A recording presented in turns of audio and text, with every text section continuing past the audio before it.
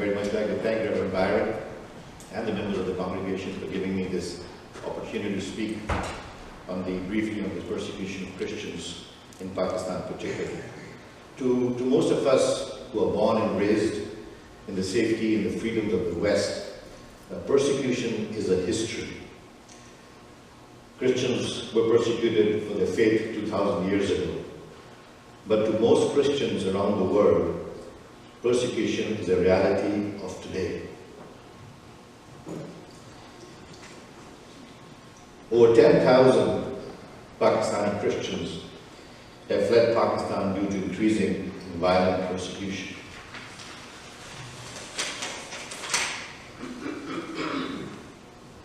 Pakistan is one of the top 10 worst countries for religious persecution. Our own Honorable Christy Freeland, the Foreign Minister, in an official statement in October on International Freedom Day, specifically called out by name two countries, Egypt and Pakistan, where Christians continue to face suppression, persecution, and violence. What brings it is the blasphemy law of Pakistan, 295C. As you read that, whoever by words, either spoken or written, or by visible representation, or by any imputation, innuendo, or insinuation, directly or indirectly defiles the sacred name of the Holy Prophet, shall be punished with death or imprisonment for life, and shall also be liable to fine. As one reads it, you can see that anything and everything can be construed as blasphemy. There is no way out.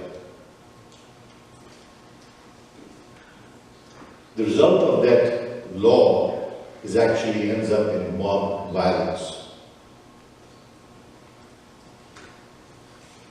The violence is not restricted to some kind of a militant group. It's a wave of intolerance that has seeped deep into the culture of that society.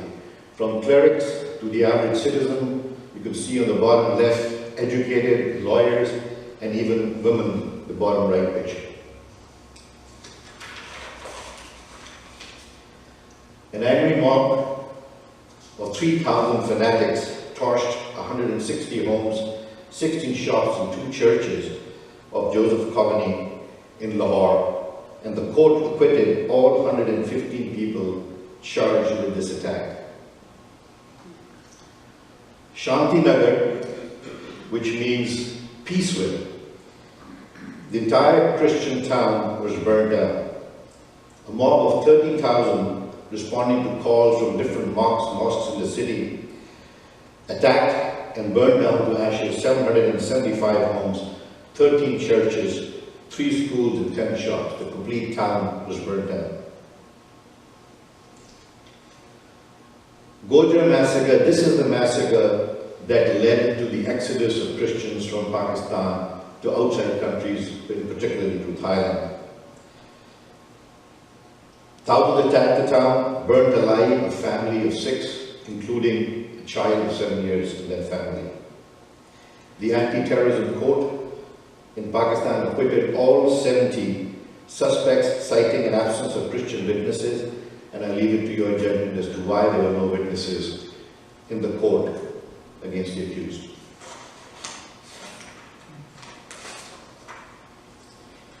A bomb blast in the All Saints Church in Peshawar left 139 dead and many injured. Those injured, their suffering continues still today, who lost their limbs, are blinded, or their sole breadwinners.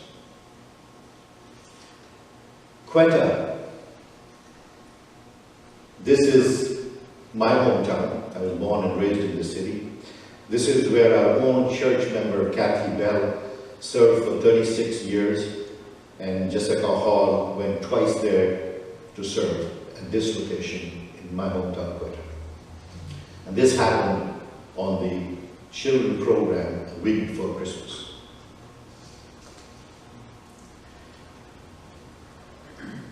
This couple was burnt alive, a mob of 1,000 people from neighboring villages on the call again from the mosque attacked, mercilessly beat the young couple and their unborn child, the lady was expecting, in a brick, burnt them alive in a big brick furnace. Oh, God.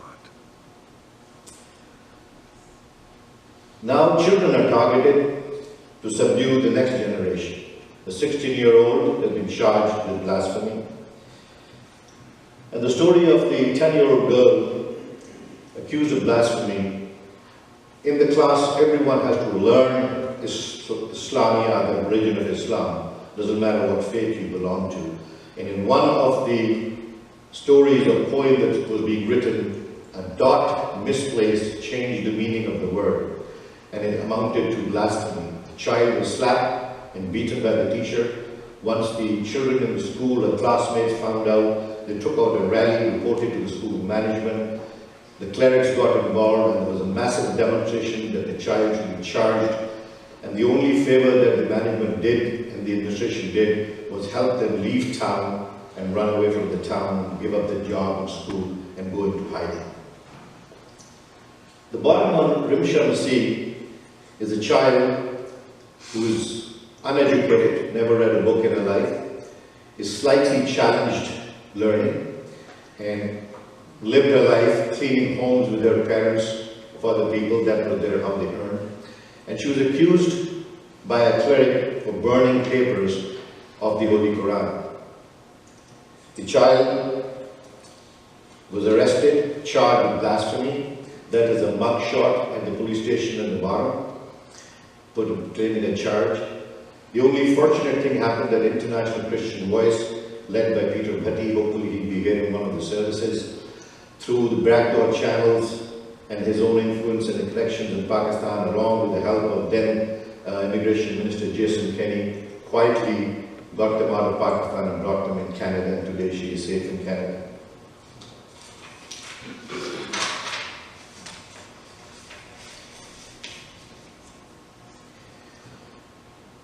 As we approach Good Friday, the day of crucifixion, there are two Christians in this day and age that stand out for us as symbols of faith, the glory of our Lord Jesus Christ, Asiya Bibi and Shabazz Bhatti. Asiya comes from a lowly, poor background, a daily wage earner working the farms, picking berries for the landowners. It is here that she faced her test of faith, and today she is known to kings and queens, head of states, government and church leaders, including bishops and archbishops and the Pope. She has shown strength to all Christians the world over to face persecution with faith and love of Christ. And her story goes like this, that while picking berries, the other co-workers in the field asked her to go and fetch water because she was a Christian, she was the lowest, she was lower than even them. So she went and fetched water for this group that was working for her colleagues. And on the way back, she picked up a glass for herself to drink. And the only thing, according to them, that she did wrong, she poured water out of the same container for herself. And they objected that you're a Christian, you cannot drink with it. And then an argument ensued. And this is what happened. That when they accused her and her faith, her response was that my Christ died for me, what has your Muhammad done for you? And that was blasphemy. The first 3 days of her life is a testimony to the faith of an individual. She was beaten, she was dragged by a mob of hundreds from the cleric's mosque to the police station to the village center, and beaten and bleeding, pleading for her life. She was only given two choices: accept Islam or die. And she kept pleading for her life, but never gave up her faith in Jesus Christ. Never gave up her faith. And she faced the noose for the next 9 years, facing death anytime, in prison, solitary confinement. Fortunately, I'm not 100% sure, but I know that Premier Trudeau had offered asylum to her, and I think they might be in Canada, but for security purposes, it's not being publicly announced.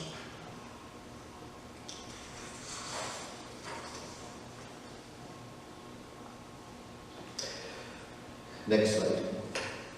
Defending Asiya Bibi and standing up to the blasphemy laws. Shahbaz Bhatti, the only Christian, the only minister in the federal government at that time, was assassinated.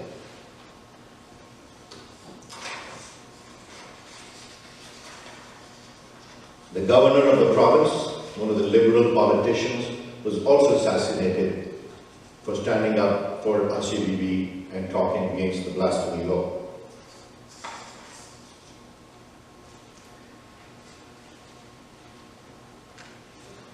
This is a senior lawyer who is embracing and applauding the act of the assassin of the governor, was later appointed as judge of the High Court.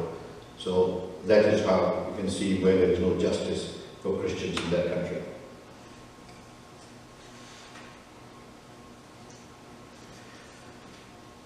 Christians in Pakistan breathe, but they do not live.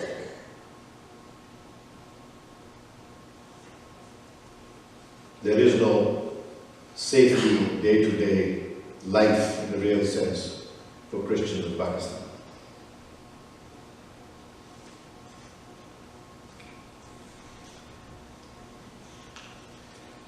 As a result of this persecution, the Pakistani Christians yearn to go anywhere where there is some peace for them, and they generally flee to Thailand. And the question is, why Thailand? If you look at the map carefully, Pakistan to the west is Afghanistan, a Muslim country. You're all aware of it, the ISIS, the Taliban, the Al-Qaeda, Iran, another fundamentalist country. All the northern states are Kyrgyzstan, Kazakhstan, Tajikistan, all Islamic fundamental states. To the northeast is China, which has its own religious persecution issues, and a great friend of Pakistan, therefore, will not accept any Christians or give asylum to them in their country. Unfortunately, to the east is India, which has been a traditional enemy to Pakistan. There is no transportation other than authorized into that country. So the only convenient and easy way is to fly across the country and end up in Thailand, which does accept tourists, and you get a temporary visa, and then the Christians do not leave and they end up as asylum seekers. However, once they land there, unfortunately, it is from the frying pan into the fire.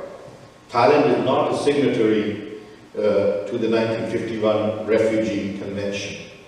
So exploitation and abuse of refugees and asylum seekers is common. The Christian asylum seekers end up being financially bankrupt, dependent entirely on charity, local churches in Thailand. They're at the risk of exploitation and constantly worried about being arrested and indefinitely detained and possibly deported back to Pakistan. Many suffer serious health problems, and I know a few families who have died there as a result of stress and health issues and just trauma.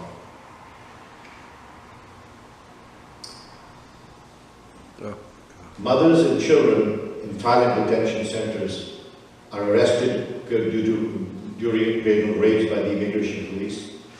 The mothers and children under 12 are separated. The husbands, fathers, brothers are separated from the family members. Many have been separated for months and a few for years.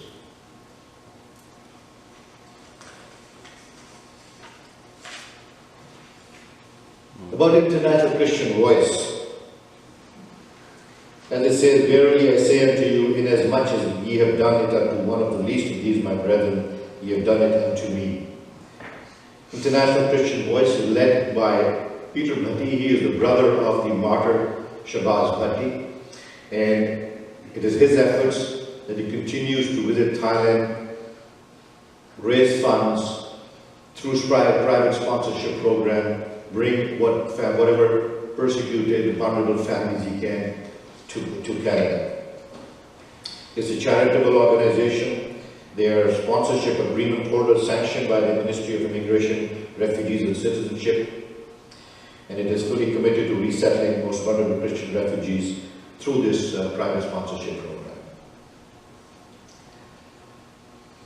This is the first visit after the Gojra massacre, which led to the exodus of Christians to Thailand. We visited Thailand to get a first-hand knowledge as to what is the condition and what is the situation about the asylum seekers in Thailand. Again in 2018, visited once more time with his team to find in other ways other than sponsoring that we could continue to help those in need, various kinds of financial, food, health, and other issues in Pakistan, in Thailand, meeting with UNHCR, the Canadian Embassy. A lot of effort goes into taking care and looking at the future ahead for these asylum seekers. Just recently in 2019, in March, he was there again, visiting Thailand, and this time he somehow managed to get into the detention center, which is very difficult, and entered through somebody else who was a regular visitor at a church helping the refugees, and went inside and saw the detention cells and the light. And that was the most heart-rending, was what was going on inside the detention centers. Overcrowding, no more than 2 feet of space for individuals to sit, stand or lay down. Unbearable heat. Each cell is packed with about 50 to 100 people sharing one most unsanitary washroom. The food is only boiled rice and cucumber soup every day, every meal.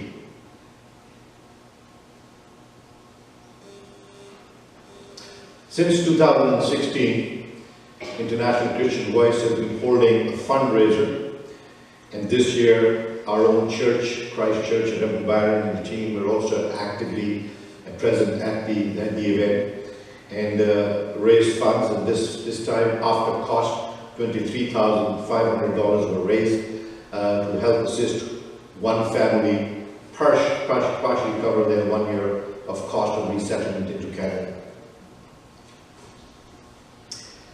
These are some of the families that have been sponsored. The one on the top left, that picture is from 2016. And then they were sponsored and arrived in Canada December 2017. The top right is the one that was sponsored last year in 2017. It's a very lengthy, arduous, slow-moving process, but it's in the works. We're still in Thailand, but the papers are moving forward, and hopefully sometime this year we should have. She's a widow with 2 children. And this year, the funds that were raised in March was his family at the bottom, mother, father, 3 children. A point to note that the parents and the 2 boys are in detention center. They were arrested in one of the raids by the immigration police. And the girl, Sarah, was not at home. So fortunately, she was not arrested, but she's in hiding. She cannot go outside. And she hasn't seen her family for 18 months. Every communication is through third parties who visit the detention centers and get her information as to what is happening. So that is one family this year that the process has started. It might take a year or 2 years, but hopefully we'll be able to bring this family to Canada.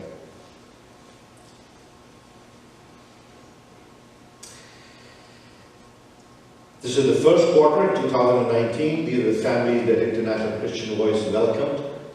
The one at the bottom is, of course, the picture of the family that is already here since 2017, and the top 3 pictures are from the families that were welcomed here in February and March.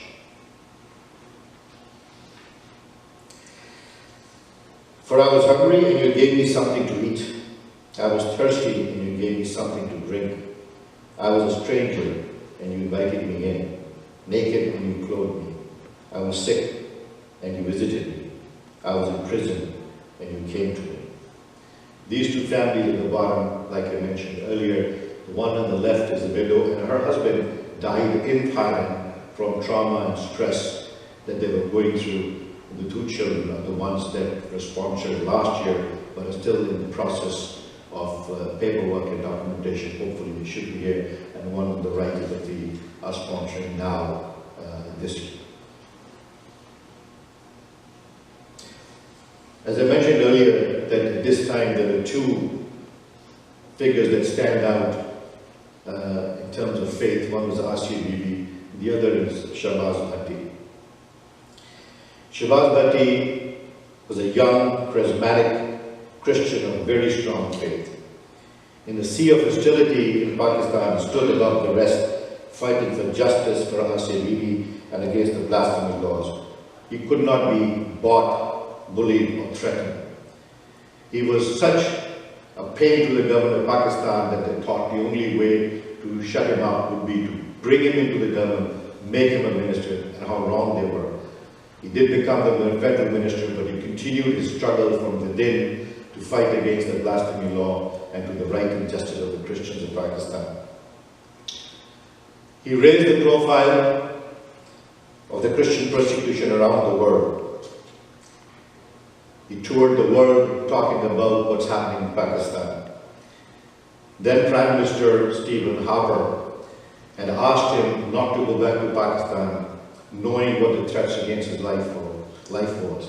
And he politely denied that, said that he, declining the offer, said that he has to go back to Pakistan and fight the battles with his people. But he did ask Stephen Harper that when I die, not if I die, when I die, please don't forget my people. He knew he would be killed. In the end, I would like to show you a 90-second clip only. It is from an interview by BBC of Shahbaz Bhatti. This was aired after his assassination by the British Broadcasting Corporation. Minister Bhatti, we forgot one question in the interview. Your life is threatened by who, and what sort of threats are you receiving? The forces of violence, militant band organization, the Taliban and pro-Al-Qaeda, they want to impose their radical philosophy in Pakistan. And whoever stands against their radical philosophy, they threaten them. When I am leading this campaign against the Sharia law, for the abolishment of blasphemy law, and speaking for the oppressed and marginalized, persecuted Christian and other minorities, these Taliban threaten me. But I want to share that I believe in Jesus Christ, who has given his own life for us. I know what is the meaning of cross, and I am following of the cross. And I am ready to die for a cause. I am living for my community and suffering people, and I will die to defend their rights. So these facts and these warnings cannot change my opinion and principles. I will prefer to die for my principle and for the justice of my community rather to compromise against on these threats. Thank you.